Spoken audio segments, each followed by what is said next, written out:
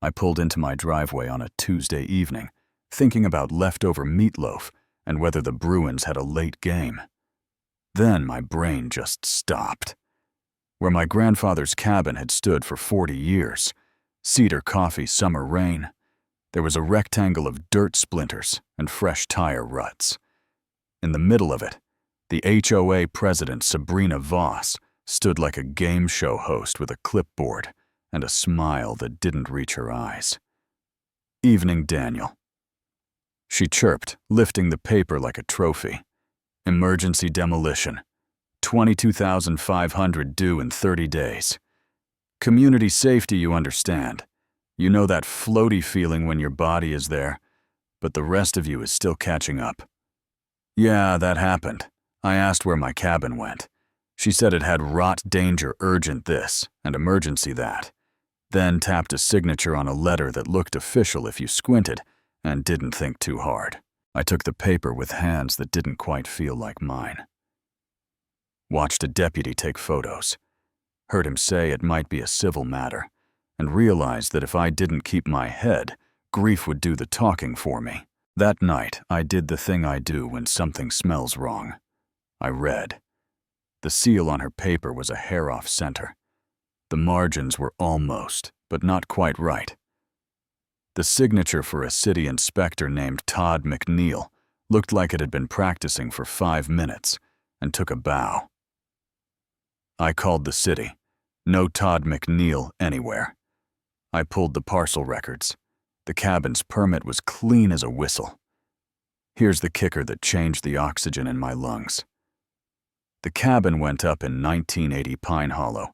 HOA didn't file its charter until 1993, which means grandfathered and protected under state law, which means Sabrina didn't have the authority to knock down a doghouse, let alone a legal structure my grandfather built nail by nail. At 8:55 the next morning, I was in the county records office with Joanne Pike, who has been guarding paper longer than I've been shaving. She slid copies across the counter, tapped dates with her pen, and said the line in a calm librarian voice that still managed to ring like a bell demolishing a grandfathered structure without consent. "Isn't a fine, Mr. Cole. It's a felony." I should have felt relief, but what I felt was anger with coordinates. Because once you start looking, the pattern is suddenly wearing neon Voss community strategies, buying up stressed properties at suspicious discounts, quick resales to an out-of-state developer called Borealis Urban Group. Every sale preceded by HOA pressure letters that made people fold to save their sanity. And my lot, my lake frontage, sat exactly where a future brochure would want to print an infinity pool. When I got home, there was a manila envelope wedged under my door. No return address, just the smell of trouble. Inside were memos and screenshots and notes in Sabrina's loopy handwriting that had never met the word no. Phase 1 target selection. Phase 2 documentation control. Phase 3 removal. Phase 4 permanent conversion. Next to my name, government clerk, low leverage, folds under pressure. You know what I mean when I say a line can tell you everything you need to know about a person. That line did. I called my wife Riley, corporate attorney, sharp as a fresh razor, the kind of steady that keeps a house upright in a storm. "It's bigger than the cabin," I said. "I know," she said, and I could hear keys tapping. Mail fraud. Wire fraud, maybe deprivation of rights, if they targeted protected folks. Conspiracy if we connect the dots. Do not pay a dime. Pine Hollow called an emergency meeting for Thursday night. Less than 24 hours notice, which is how you schedule something when you don't want the room to be full. And Sabrina turned the community center into a budget TED Talk with ring lights, a branded backdrop, and a slide titled Community Safety Through Proper Enforcement. For 15 minutes, she narrated my family's history, like she was reading a brochure. severe rot compromised supports, imminent failure, while a generic engineering diagram floated behind her like clip art. When the floor opened, I asked a simple question, in a voice that didn't shake. Can you show your legal authority to demolish grandfathered structures that predate the HOA? She smiled the kind of smile people use when they think charisma can outrun facts, and said a sentence that sounds strong until you write it down. All structures must meet current safety standards. Community safety trumps historical considerations, which is code for I didn't do the homework. I held up my phone with the 1983 permit, the 1993 HOA filing, and the county seal that didn't wobble under a zoom. The room made the sound a room makes when people start doing math together. Mrs. Ellison, whose husband hunted with my grandfather, stood with her cane and asked clear as prayer, "Did you knock down a legal building?" Sabrina didn't answer the question. She attacked me for working downtown. That's when Tom Morton, quiet guy, eyes like good flint, stood and laid out 2 years of minutes and bank screenshots that connected pressure letters to cheap sales to quick flips. And the room shifted from opinion to recognition. Oh, we got one of those letters. Our fence was suddenly 2 inches too high.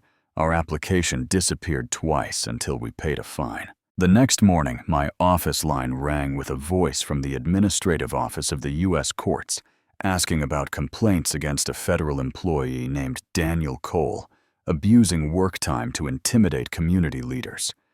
And I almost laughed because Sabrina had been calling random federal numbers to report a federal judge to himself. "We'll handle it internally." "Your Honor," the woman said, and you could hear the smile she wasn't supposed to have. That afternoon, Sabrina announced a live stream for Friday. Effective techniques for managing problem residents, a training for area HOA leaders that would be broadcast to the internet with ring lights and confidence. Some car crashes, you can't look away from some car crashes you RSVP to. Riley and I made a plan. I created a burner account, North Shore Watcher 24, and drafted questions that would invite a person who loves their own voice to talk their way into the shape of their choices.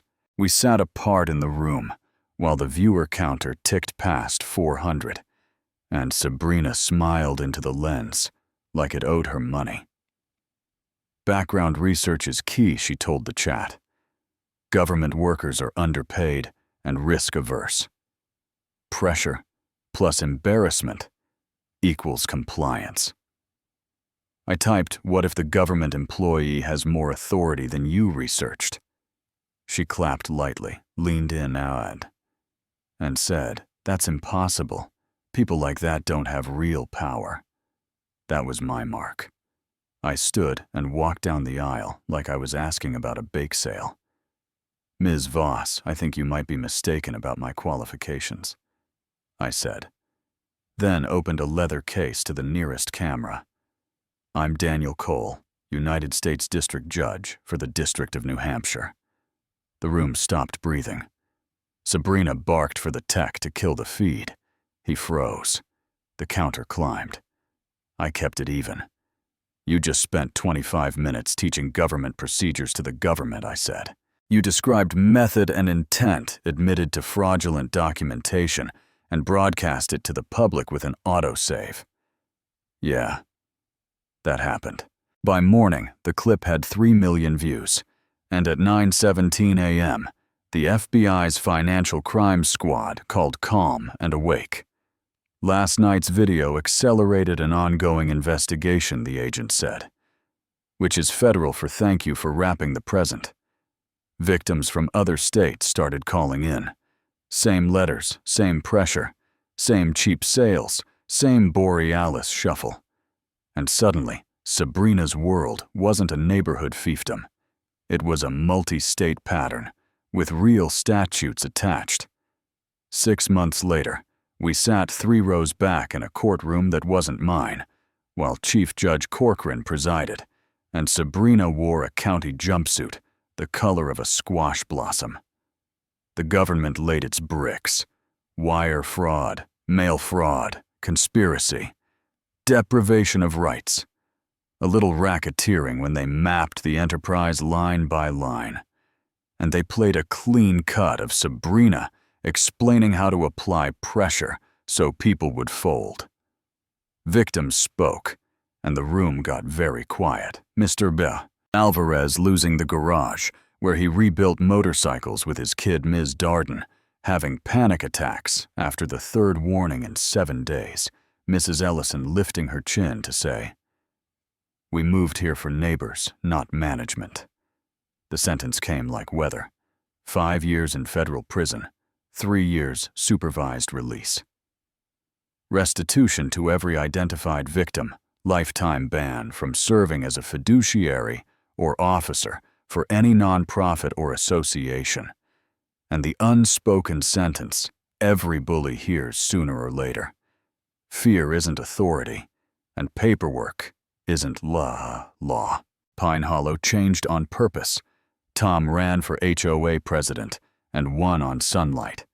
Budgets online meetings open, votes counted out loud. Riley and I took restitution and opened a one-room shop above a sandwich place called the Compass North Project. We print a simple guide for every mailbox in the township about grandfather clauses, how to read a letter that looks official, who to call who actually has a badge. We rebuilt the cabin with volunteer Saturdays and donated lumber, not a museum piece of promise, and there's a small plaque by the steps that reads, "Some structures are made of law before they're made of wood." Some nights I sit on that new porch and think about a clipboard that tried to teach me about power, and I hear my grandfather's voice reminding me that real power is a neighbor who knows the difference between a rule and a right, a clerk who won't hurry a stamp, a deputy who comes back the next day and says I read the statute. You were right. Was I theatrical in that live stream? Sure. Was I wrong to wait until the camera was rolling? You tell me. Did I set a trap, or did I let a person walk into the shape of her own choices? That's the debate I'm opening the door to tonight. So talk to me in the comments. Are HOAs protecting neighborhoods or preying on them? Where's the line between standards and harassment? What would you have done at the reveal? And if you've ever had paperwork used as a weapon or watched someone pick the absolute wrong person to push, share it. If this hit a nerve, hit like, subscribe, send it to the neighbor who reads every bylaw, and I'll see you on the next one. Keep your compass north and your paperwork in order.